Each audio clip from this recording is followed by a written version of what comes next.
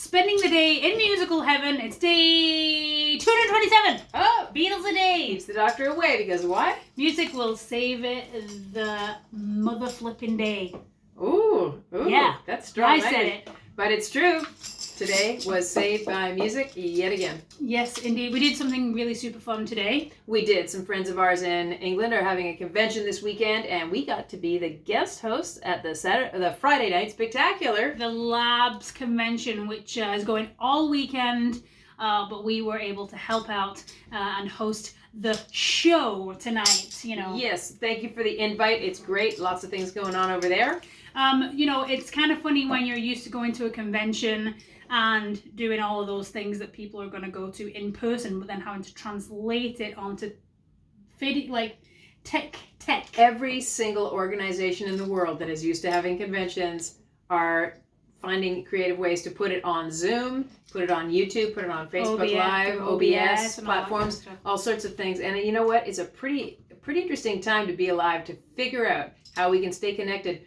You know what? Human beings have a will to want to connect no matter what, and we will always up our game in order to find ways to do just that. So this is the time we get to live through, and people will look back at and say, what pioneers? She speaketh the truth. Another invention, huh? However, back in this room, right in this very moment, we have some bits of tid. Hey. Oh. 2 miles? 2 miles. 2 miles. Tonight I'll make up for it later. Okay. We're doing a quick and dirty tonight. We've had a really super long and busy and full day, so we're doing a quick and dirty one. But if you stay tuned until tomorrow night, we've got a special treat. I mean, you're allowed to log out and sleep in between tonight and tomorrow night. But tomorrow, yes, special, heavy duty Beatles-a-Day spectacular extravaganza treat for you all. So yeah. Make sure that you're there for that. Make sure you come back. So tonight, we are doing a song that was originally written by the Islet Brothers in 1959, and that song was inspired by when they used to go out on tour. The last song that they would always do was Jackie Wilson's "Lonely Teardrops," and they would get the crowd kind of whipped up at the end of the song. And there was one particular gig in Philadelphia where they were kind of getting the crowd, you know, ready for the big climax at the end of the song, and they noticed that the crowd was like shouting for more. So Ronald Isley started kind of like a call and response with the audience to kind of keep things going. What would do? Took him to church. Right, he took him to church, and so that started. He started shouting, "You know, you make me wanna," and they would shout, and it was so. So that's how it started. And so from every gig that they went to after that, they would start to extend this call and response thing and really get the crowd whipped up into a frenzy. Thus, the title of the song is "Shout Parts 1 and 2." Yeah.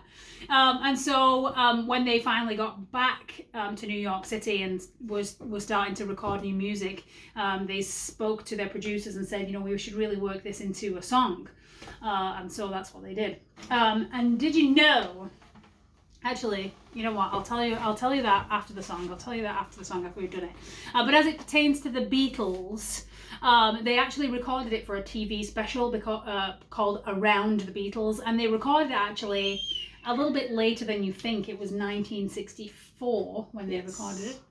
And it appears on Anthology 1, and this is a slightly condensed version of the version that they had done. But if we find the TV special, we'll post it if we can find it. It's a little bit more of an extended version. So this is not the Isley Brothers version that I grew up on.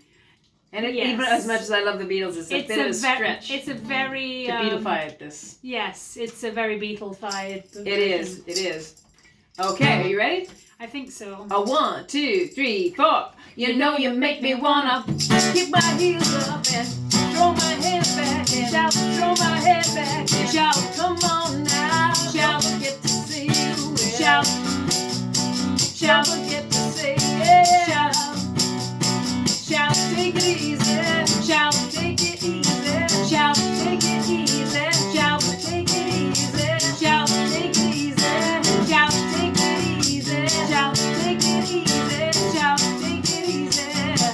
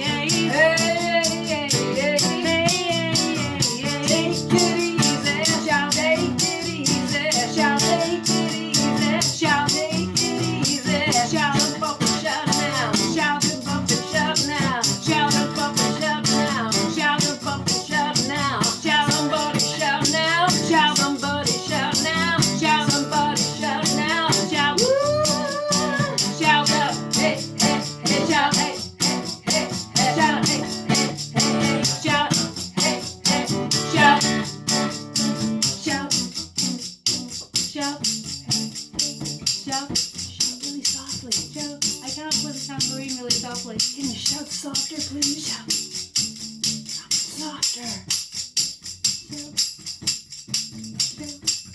Shout softer. Shout silent scream.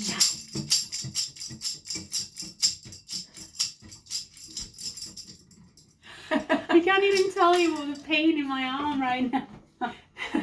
I could have made you suffer for your art, but The tambourine hurts. It's pain. It's pain. Tambourine is pain. now I highly recommend that you go and listen to the Islet Brothers original version. Absolutely. And get the full 1 and 2 out of that one. That was just a little excerpt. To be true to the Beatles and to be true to the project of Beatles-a-Day, we did as closest as we could to doing that some justice. But I had to sneak in some Islet Brothers in there. We have to put this in the category, in the same category or the same camp as Wild Honey Pie, Her Majesty, a couple of other ones. Well, in a way. I mean, they were doing the best that they can, but you cannot knock and doubt the soul, the punch, the special that is that the Islet Brothers coming out with Shout in 1959, 1960, and that whole era.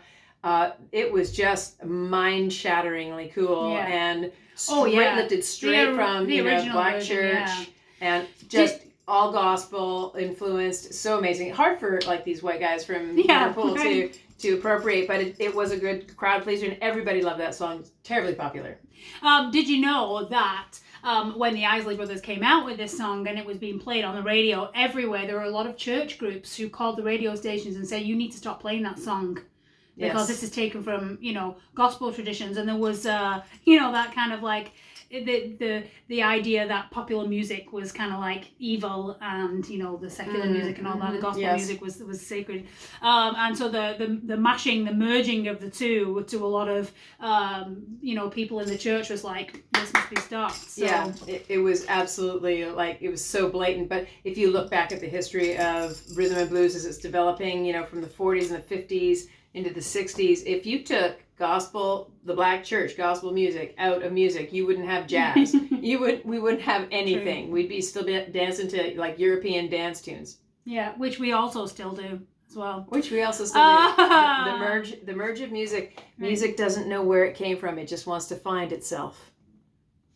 And that's a t-shirt. Hey. Folks, we'll see you tomorrow with an extra special edition of Beatles-a-Day. Yes, definitely so. And we love you. That's the way it is. See you tomorrow, friends. Coming in. I'm coming in. I'm coming together.